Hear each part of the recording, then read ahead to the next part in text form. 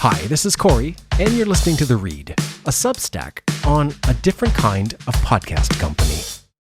I love to talk about work. Moreover, I like to challenge the status quo and find different ways of doing almost everything. I skip the line, zero-based projects, read the last chapter first, and I strive to be the contrarian at the meeting, all without being a dick. I think we should talk about that, and this is where we will.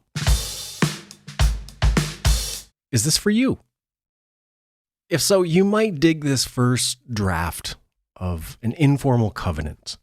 We shall figure out how to be clear and kind at the same time.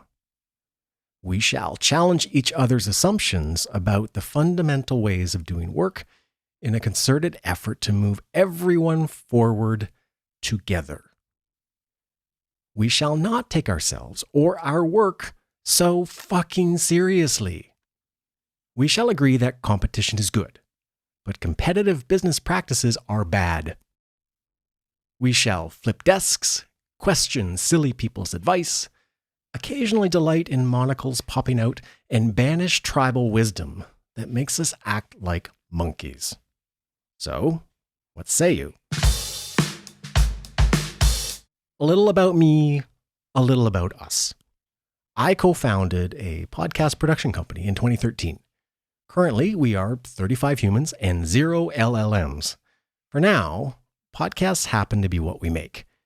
How we make them can be applied to almost anything: muffins, bicycles, M&A agreements.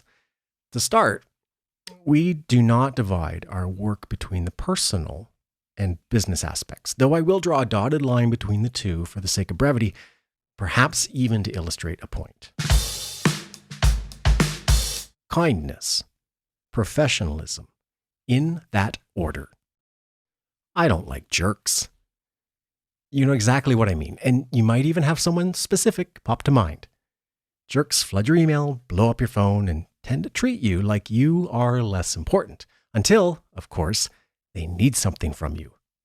I don't like them, and I don't take their money. Plenty of jerks are waving checks at me, and despite George Costanza's assertion, the jerk store never runs out of them. Recently, I taught my 5-year-old niece to play the card game Fish. We played an open hand for the first round to teach her how the game is structured and allow her to find her own strategy. Instead of hiding our cards, we lay them all face up for each other to see and talk about them. We laughed and we listened and we learned and we had fun. Fish is now her favorite game, and she beats me consistently. Years ago, my brother taught me to play Texas Hold'em.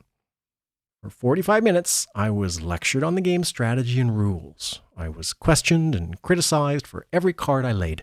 I wasn't free to make mistakes. He needed to establish his superior skills. He was a jerk, and I never played again. I prefer to play cards when the point is spending time together rather than winning. Inclusion and diversity are not just woke culture ideas. Our company is a community of people. People, clients included, volunteer to be here every single day. Collaboration is a choice made from a sense of belonging somewhere supportive, and I'm here for it. Potfly is a safe space to think, create, act on whims, take chances, and never feel judged. Mistakes are victories to celebrate. Ideas are genius newborns to be nurtured, and carefully planned outcomes are detached from expectation and open to surprise. Inclusion and diversity are humanity. Humanity is the core of community. Buzzwords are dumb and a waste of time. This feels right. Our intuitions and emotions are part of the process of creating content that moves people. There's nothing more to say. If it feels right, it is right. It's always personal. There's one word in our motto that isn't there by accident: kind. Outdated expressions like "it's not personal, it's just business" make no sense to us. Everything is personal when people are involved, and we believe every person deserves to be treated with kindness. We are a collection of both willing and unwilling participants in a project. The project happens to be called a podcast. Regardless of its nature, we're all in it to win it. And at the outset, we start making choices on how we intend to interact and treat each other. We can respect boundaries and at the same time acknowledge no separation between personal and professional interactions. They're just interactions. Sustainability. Human relationships are the point of everything. It's what we exist for and motivates our every action and decision. To say we love our clients isn't weird to us. Feedback often includes how a call with our team is a favorite calendar event of the week. We totally feel the same way. We're super curious about what you do and what your job entails. It's kind of the nature of creators and artists. And no matter what field of work you're in, it's always an exercise in self-discovery to work with people who see you from a very different angle and can reflect it back in a unique way. For us, that's what a sustainable relationship feels like. Two parties listen to each other, reflect back what they hear, and build upon a foundation of validation, understanding, and compassion. Stay tuned, it gets gushier. We need to talk about love. Indeed, we have to address kindness, community, and caring for each other. It's how humans have survived for millennia, and it's how our company has survived for over a decade.